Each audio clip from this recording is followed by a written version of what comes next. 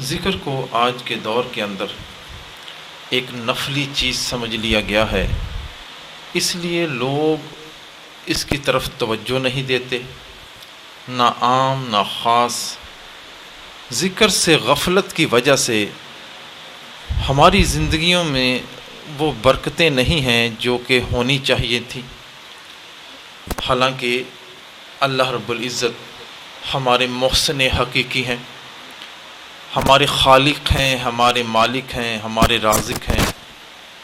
چاہیے تو یہ تھا کہ ہم اللہ کی یاد میں اپنی زندگی گزارتے، اللہ کی محبت میں زندگی گزارتے، اللہ کے ساتھ عشق کرتے، اللہ تعالیٰ کی نعمتوں کو یاد کر کر کے اس کا شکر ادا کرتے۔ لیکن انسان غافل ہے، اور آپ کو پتہ ہے کہ اللہ تعالیٰ نے قرآن کریم میں ارشاد فرمایا کہ شیطان جو ہے وہ انسان کا دشمن ہے۔ ان الشیطان لکم عدو فاتخذوہ عدوا، شیطان تمہارا دشمن ہے، اس کو دشمن بنا کے رکھو۔ اور فرمایا الم اعہد لکم یا بنی آدم اللہ تعبدوا الشیطان انہ لکم عدو مبین وَأَنِ اعْبُدُونِي هَذَا صِرَاطٌ مستقیم۔ اللہ تعالیٰ فرماتے ہیں کہ میں نے تم سے عہد نہیں لیا تھا کہ تم شیطان کی پیروی نہیں کرو گے، کیونکہ شیطان تمہارا کھلا دشمن ہے، لہٰذا میری ہی عبادت کرو، یہ سیدھا راستہ ہے۔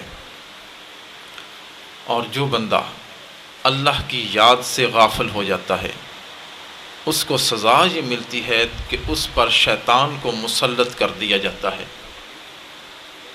اللہ تعالیٰ نے قرآن کریم میں ارشاد فرمایا وَمَن يَعْشُ عَن ذِكْرِ الرَّحْمَنِ نُقَيِّضْ لَهُ شَيْطَانًا فَهُوَ لَهُ قَرِينٌ، جو بندہ رحمان کی یاد سے نظریں چراتا ہے، اللہ تعالیٰ فرماتے ہیں کہ ہم شیطان کو اس پر مسلط کر دیتے ہیں، فَهُوَ لَهُ قَرِينٌ، پھر وہ اس کا ساتھی اور دوست بن جاتا ہے۔ بس جس پر پھر شیطان مسلط ہو جاتا ہے، شیطان پھر اس کو چین سے بیٹھنے نہیں دیتا، اس کے دل کے اندر طرح طرح کے وساوس ڈالتا ہے، اس کو پریشان رکھتا ہے۔ اور جو لوگ تقوی والے ہوتے ہیں، اللہ کی یاد والے ہوتے ہیں، شیطان ان پر مسلط نہیں ہو سکتا۔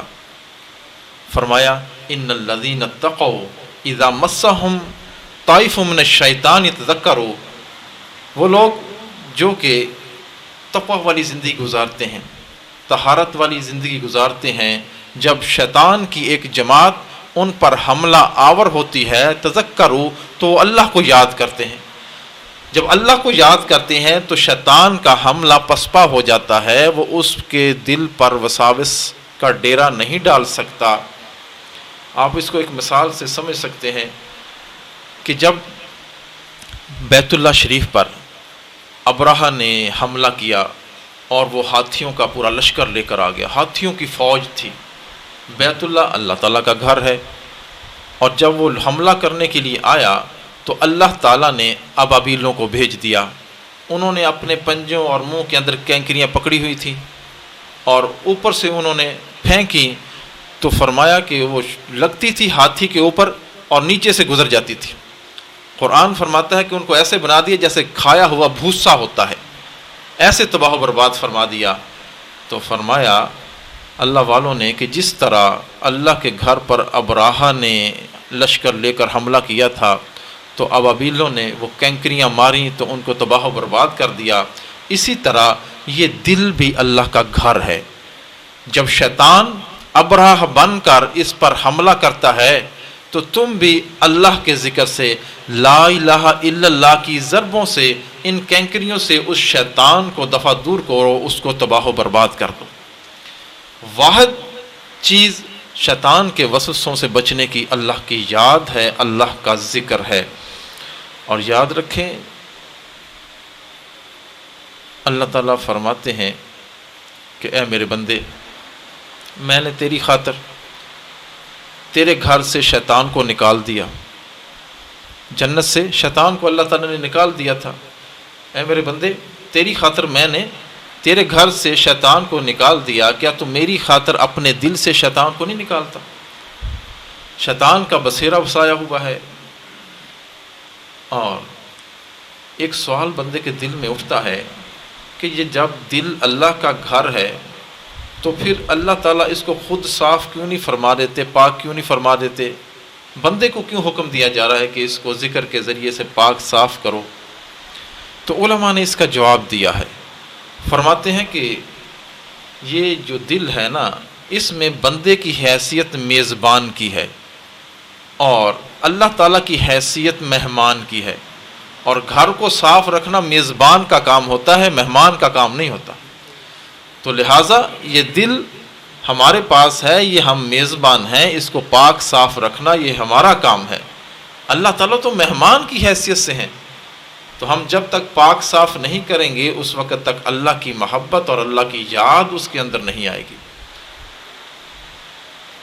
اور فرمایا جب کوئی دشمن پر مسلط ہوتا ہے نا کوئی، تو دشمن جب آدمی پر مسلط ہو جائے تو وہ سب سے پہلے اس سے وہ چیز چھڑواتا ہے، چھینتا ہے جو زیادہ خطرناک ہوتی ہے، اس کے ہاتھ اوپر کروا لیتا ہے اور اس کو کہتا ہے کہ بھئی یہ ہتھیار میرے حوالے کر دو کہ یہ نقصان نہ دے۔ اور شیطان جب بندے پر مسلط ہوتا ہے تو سب سے اس کو خطرناک چیز اللہ کی یاد لگتی ہے، تو اللہ کی یاد سے اس کو بھلوا دیتا ہے، وہ اس سے چھینتا ہے۔ فرمایا استحوذ علیہم الشیطان فانساہم ذکر اللہ، جب شیطان ان پر چڑھ آیا تو اس نے پھر اللہ کی یاد کو ان کو بھلوا دیا۔ شیطان جب بندے پر غالب آ جاتا ہے تو پہلا اس کا حربہ یہی ہوتا ہے کہ بندے کو اللہ کی یاد سے غافل کر دیتا ہے۔ جب بندہ اللہ کی یاد سے غافل ہو جاتا ہے پھر اگلا قدم اس کا یہ ہوتا ہے کہ اس کے فرائض چھڑوانے شروع کر دیتا ہے، اس کی نمازیں چھڑوانی شروع کر دیتا ہے۔ فرمایا وَيَصُدَّكُمْ عَنْ ذِكْرِ اللَّهِ وَعَنِ الصَّلَاةِ، اس نے اللہ کی یاد سے روک دیا، پھر نماز سے روک دیا۔ پہلے اللہ کی یاد سے بندے کو غافل کرتا ہے، پھر نماز سے غافل کر دیتا ہے، اور جب نماز بندے کی چھوٹ جاتی ہے پھر اگلا قدم اس کا بڑا خطرناک ہوتا ہے، پھر وہ بندے کے ایمان پر ڈاکہ ڈالتا ہے، بندے کے ایمان پر ڈاکہ ڈالتا ہے، کیونکہ نماز یہی تو ایک مومن اور بندے کے درمیان فرق کرنے والی، کافر کے درمیان فرق کرنے والی ہے کہ یہ مومن ہے، یہ کافر ہے۔ تو جب تک بندہ نماز پڑھتا ہے تو پتہ ہے یہ مومن ہے۔ حدیث مبارکہ میں آتا ہے جس نے جان بوجھ کر نماز چھوڑی فقد کفر، اس نے کفر کیا ہے۔ یہی تو وجہ ہے، جب دل میں یاد نہیں ہوتی پھر ہم کبھی نماز پڑھتے بھی ہیں تو ہماری نمازوں کی حالت ایسی ہوتی ہے کہ شیطان اس کے اندر ایسے وسوسے ڈالتا ہے کہ ہم نماز کے اندر کھڑے ہوتے ہیں، ہمیں گناہوں کے خیالات آ رہے ہوتے ہیں عین سجدے کی حالت میں۔ فرمایا سجدے میں بندہ اللہ تعالیٰ کے بہت زیادہ قریب ہوتا ہے، عین سجدے کی حالت میں دماغ کے اندر گناہ کبیرہ کی کیسٹ چل رہی ہوتی ہے۔ یہ وجہ یہی ہے کہ ہم نے اللہ کی یاد کو چھوڑ دیا ہے۔ حالانکہ نماز تو بندہ پڑھتا ہے اللہ کی یاد کے لیے، اللہ تعالیٰ نے فرمایا اقم الصلاۃ لذکری، نماز قائم کرو میری یاد کی خاطر، کہ اس میں میری یاد ہو، کسی غیر کا خیال نہیں آنا چاہیے۔ ادھر ہم قیام میں کھڑے ہوتے ہیں تو اتحیات پڑھ رہے ہوتے ہیں، اتحیات میں بیٹھتے ہیں تو سورہ فاتحہ شروع کی ہوتی ہے، ہمارا دھیان ہی نہیں ہوتا۔ وجہ یہی ہے کہ ہماری نمازیں اس پائے کی نہیں ہیں اور ہم اللہ تعالیٰ سے دور ہو چکے ہیں۔ ان الصلاۃ تنہی عن الفحشاء والمنکر، نماز تو بے حیائی اور بری باتوں سے روکتی ہے۔ جب جس بندے کی نماز اس کو بے حیائی اور بری باتوں سے نہیں روک رہی تو اس کے معلوم ہوتا ہے کہ بندے کی نماز ابھی اس مقام تک نہیں پہنچی، اس کے دل کو ابھی تک وہ طہارت حاصل نہیں ہو چکی جو کہ نماز اس کی بنا سکے۔ فرمایا قرب قیامت میں سب سے پہلے جو چیز اٹھائی جائے گی وہ نماز کا خشوع اور خضوع اٹھا لیا جائے گا۔ مسجد بھری ہوئی ہوگی، اس میں ایک بندہ بھی خشوع اور خضوع سے نماز پڑھنے والا نہیں ہوگا، ایک بندہ بھی۔ اور جو بندہ اللہ کی یاد میں وقت گزارتا ہے، اللہ والوں کی صحبت میں وقت گزارتا ہے، شاہ اسماعیل شہید رحمۃ اللہ علیہ فرماتے ہیں کہ میں نے ایک مرتبہ سوچا کہ میں 2 رکعت ایسی پڑھوں گا کہ مجھے کسی غیر کا خیال نہ آئے. کہتے میں نے وضو کیا، 2 رکعت پڑھی، پھر خیال آ گیا، چھوڑ دی، پھر 2 رکعت پڑھی. کہتے ساری رات میں نے لگا رہا، 100 رکعتیں پڑھی لیکن مجھے اللہ کا دھیان نصیب نہیں ہوا. کہتے پھر میں اپنے پیر و مرشد حضرت سید احمد شہید رحمۃ اللہ کے پاس ان کی خدمت میں حاضر ہوا. میں نے ان سے عرض کیا، حضرت مجھے 2 رکعت ایسی پڑھا دیں جیسے صحابہ نماز پڑھا کرتے تھے، جس میں اللہ کی یاد ہو. کہتے عشاء کے بعد ہم نماز پڑھ کے سو گئے. جب تہجد کا وقت ہوا تو حضرت نے فرمایا، اسماعیل اٹھو اور اللہ کے لیے وضو کرو. جب انہوں نے فرمایا نا کہ اللہ کے لیے وضو کرو، کہتے بس ان کا یہ فرمانا تھا تو میرے دل کی کیفیت ہی بدل گئی، میرے دل کی کیفیت ہی بدل گئی. کہتے کہ میں بس وضو کر رہا تھا اور میرے دل میں عجیب عجیب کیفیات اور اللہ کی یاد اور اس کا بصیرہ ایسے آ رہا. کہتے میں نے اسی حالت میں وضو کیا اور جب میں حضرت کے ساتھ آ کر مصلی پر کھڑا ہوا، حضرت نے فرمایا کہ اسماعیل اللہ کے لیے نماز پڑھو، اللہ کے لیے نماز پڑھو. کہتے جب میں نے نیت باندھ لی اور نماز شروع کی، بس پھر میری آنکھوں سے آنسو جاری ہو گئے اور آنسو تھمتے نہیں تھے. کہتے پوری 2 رکعتیں میں نے ایسے ہی پڑھی اور مجھے احساس تک نہیں ہوا، مجھے کسی غیر کا خیال تک نہیں آیا. تو معلوم ہوا کہ اللہ والوں کی صحبت سے، ذکر کی برکت سے بندے کو ایسی نماز نصیب ہو جاتی ہے. اور آج ہمارے دلوں کے اندر پریشانیاں ہیں، وساوس ہیں. وجہ یہی ہے کہ ہم اللہ تعالیٰ سے بہت دور جا چکے ہیں. الا بذکر اللہ تطمئن القلوب، سنو دلوں کا سکون اور اطمینان اللہ کی یاد کے ساتھ وابستہ ہے، اور کسی چیز سے بندے کے دل کو سکون نہیں مل سکتا. جتنا ذکر بڑھاتے جائیں گے دل کو سکون ملتا جائے گا. کتنی تسکین وابستہ ہے تیرے نام کے ساتھ، کتنی تسکین وابستہ ہے تیرے نام کے ساتھ. نیند کانٹوں پہ بھی آ جاتی ہے آرام کے ساتھ. پھر بندے کو رات کو نیند کی گولیاں کھانی نہیں پڑتی، بندے کو اللہ کی یاد، اللہ کا ذکر کرتے کرتے نیند آ جاتی ہے. یہ اللہ کی یاد ہے. اور بعض لوگ کہتے ہیں کہ ہم اللہ کا ذکر کرتے ہیں لیکن ہمیں کوئی فائدہ محسوس نہیں ہوتا. ہم سارا دن کلمہ بھی پڑھتے ہیں، اللہ اللہ بھی کرتے ہیں. ایک شخص حضرت حاجی امداد اللہ مہاجر مکی رحمۃ اللہ علیہ کی خدمت میں حاضر ہوا. عرض کیا کہ حضرت میں سارا دن اللہ اللہ کا ذکر کرتا رہتا ہوں لیکن کوئی دل میں کیفیت محسوس نہیں ہوتی، کوئی تبدیلی محسوس نہیں ہو رہی. تو حضرت نے فرمایا کہ یہ تھوڑی بات ہے کہ اس عظیم پروردگار کا نام تم اپنی زبان سے لے رہے ہو، اس نے یہ توفیق دی ہوئی ہے. کہاں وہ عظیم پروردگار اور کہاں ہم. اللہ تعالیٰ نے یہ توفیق دی ہوئی ہے، یہ بہت بڑی نعمت ہے. کیفیت کا آنا یا نہ آنا، دل کے اندر اللہ کی یاد کا پیدا ہونا نہ پانا، یہ تو بعد کی بات ہے. اللہ تعالیٰ بندے کو ذکر کی توفیق دے دے، یہ بہت بڑی بات ہے. ہم تو رٹیں گے چاہے مطلب کچھ نہ ہو، ہم تو رٹیں گے چاہے مطلب کچھ نہ ہو، ہم تو ہیں عاشق تمہارے نام کے. اللہ اللہ کیسا پیارا نام ہے، اللہ اللہ کیسا پیارا نام ہے. نام کیا ہے عاشقوں کی جان ہے. اللہ والوں کو جب اللہ کا نام لیتے ہیں ان کے دلوں کے اندر، ان کی منہ کے اندر مٹھاس پیدا ہو جاتی ہے، شیرینی پیدا ہو جاتی ہے. جیسے لوگ مٹھائی کھاتے ہیں، آئس کریم کھاتے ہیں تو لذت آتی ہے، جو اللہ والے ہوتے ہیں ان کو اللہ کا نام لے کر لذت آتی ہے، مزہ آتا ہے اللہ کا نام لے کر. تو فرمایا اللہ کی یاد، اللہ کی یاد جب تک دل میں نہیں آئے گی اللہ کی محبت پیدا نہیں ہوگی. اور پھر بندے کی ایسی کیفیت ہو جاتی ہے ذکر کر کر کے کہ پھر بندہ بھلانا بھی چاہے تو یاد بھولتی نہیں ہے. یہ بندے کے دل ذکر کر کر کے ایسا عادی بن جاتا ہے اور یہ دل کے تار ایسے چھڑ جاتے ہیں، اس کو ذکر کی ایسی عادت پڑ جاتی ہے کہ بندہ قصدن بھی کوشش کرے کہ اللہ کو بھلا دے تو بھلا نہیں سکتا. اور پھر بندہ محفل کے اندر بیٹھا ہوتا ہے، دوسروں سے گفتگو کر رہا ہوتا ہے لیکن اس کی تار اللہ تعالیٰ کے ساتھ جڑی ہوئی ہوتی ہے. بظاہر وہ خوشگپیاں لگا رہا ہے، کھل کھلا رہا ہوتا ہے لیکن اس کا دل اللہ کی یاد سے لبریز ہوتا ہے. تجھ سا کوئی ہمدم کوئی ہمراز نہیں ہے، تجھ سا کوئی ہمدم کوئی ہمراز نہیں ہے. باتیں تو ہیں ہر دم مگر آواز نہیں ہے. ہم تم ہی بس آگاہ ہیں اس ربط خفی سے، معلوم کسی اور کو یہ راز نہیں ہے. کر کے کہ ہر وقت بندہ اللہ تعالیٰ کے ساتھ ہم کلام ہو رہا ہوتا ہے، دل میں ایسی یاد ہوتا ہے۔ اللہ تعالیٰ ہمیں بھی ایسی یاد نصیب فرما دے۔ اس کے لیے محنت کرنی پڑتی ہے۔